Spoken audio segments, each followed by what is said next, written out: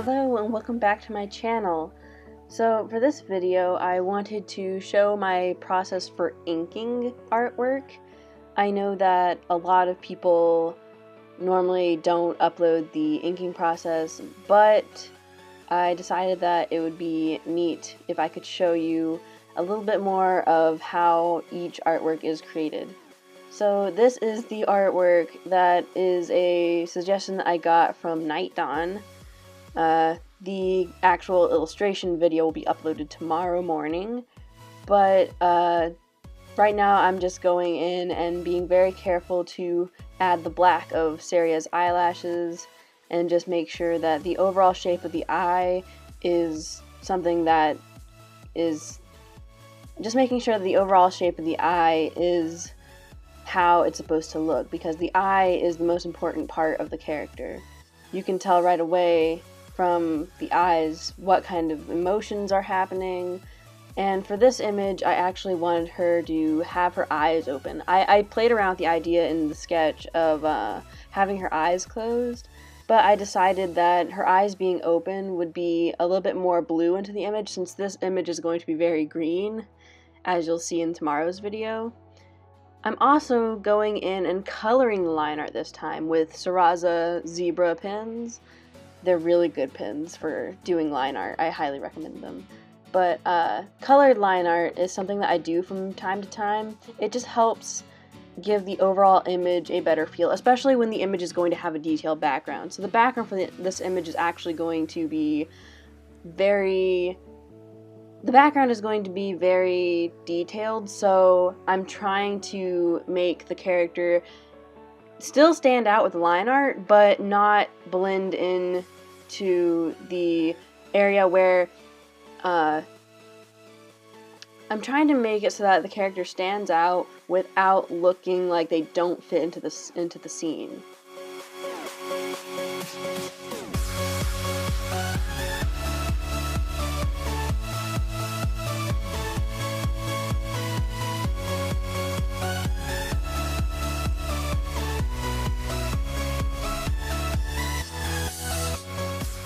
There is one word of caution when inking things. If you ink your entire character, that usually means that the character is the only thing in the foreground and they're not as connected to the background. The harsh line always indicates that the background is something separate completely from the character.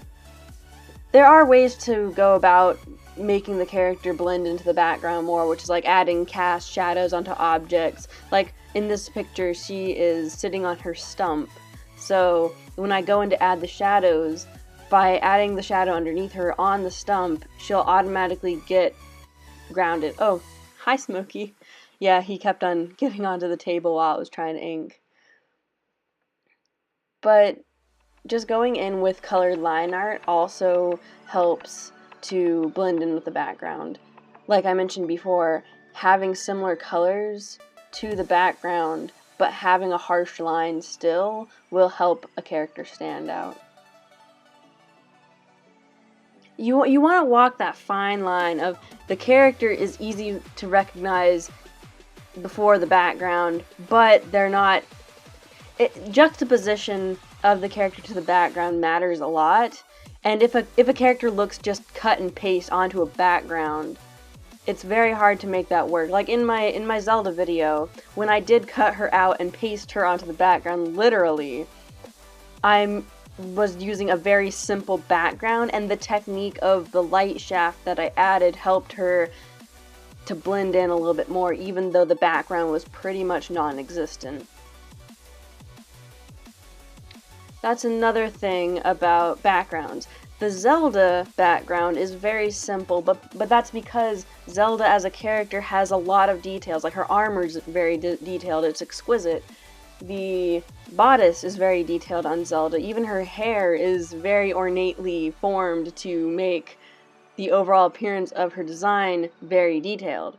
For someone like Saria, all she's basically wearing is this uniform that's the Kokiri outfit, and it's not very detailed besides like the belt, and her sleeves do have some detailing, but overall as a character she's a very simple designed character. So that's why I wanted to make the background be a little bit more detailed for this image. So now I'm going back in with the sleeves, and another thing that I tried to do with her sleeves was fabric should always stand out from the skin. Like, if you sketch a character and then you're going to add the outfit, remember that everything that you put on top of a character's form is going to have weight. And depending on what type of fabric it is, like, I tried to keep it so that her fabric isn't that thick, but it still has weight. Like Zelda's armor, I had thicker line weight on that because her armor is metal and very thick, but her bodice was thicker than her gown, and so on and so forth. Another thing is to pay attention to the types of folds that are in fabric. I'm planning on doing a tutorial on how I do folds and how to reference fabric, because that's something that I struggled with a lot in the past, was just finding out how different types of fabric work. And it's basically just coming from experience. Like, I actually based her sleeves off of a shirt that my mom used to wear. It had like the same sort of ribbing like all over it, and it was also a turtleneck.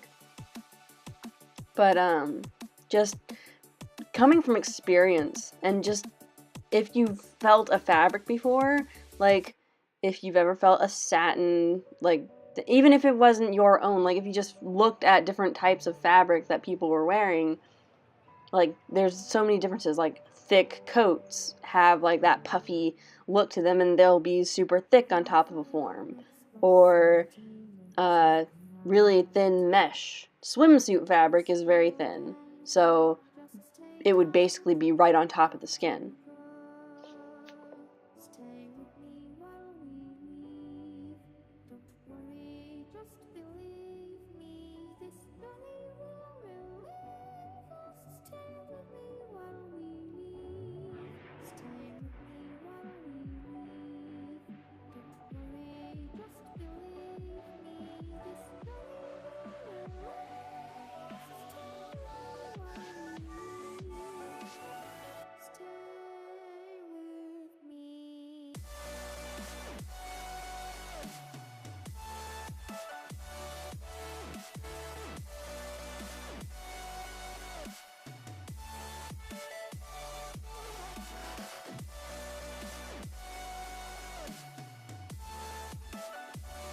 Another thing that's really important to remember when inking anything is what overlaps.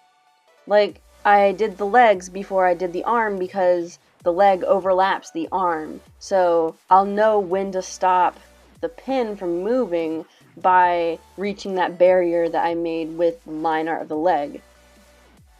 And the same thing goes for how things overlap each other. Like, you can get a 3D effect just with lines if you know how to overlap the different, like for example, how I did the top left shoulder, the fabric on it goes around the shoulder instead of just stopping at a flat edge. Same thing with the fabric on the shorts. It's obviously cylindrical and it's going around a form. Knowing that your line art already has enough information for the viewer to tell that this is a 3D object that you're looking at, because art is just an illusion. It's trying to make things on paper look 3D if that's your style. But something that helps things look 3D is making sure that the 3 checks that your brain does, like, does the form wrap around something? Is the lighting correct? And like the color even helps tell you what's 3D, because I'll get into this a little bit later, but bounce light, since her color scheme is green, her skin is going to have a lot of green bounce light, but that also helps solidify in the viewer's mind that, oh, this is a 3D object. This thing is, this bodice is close enough to this hand to make the hand look green because of the way the light is reflecting off of the shirt. Well, that's about it for this video, but I hope you learned something, and I'll see you in the next video. Bye!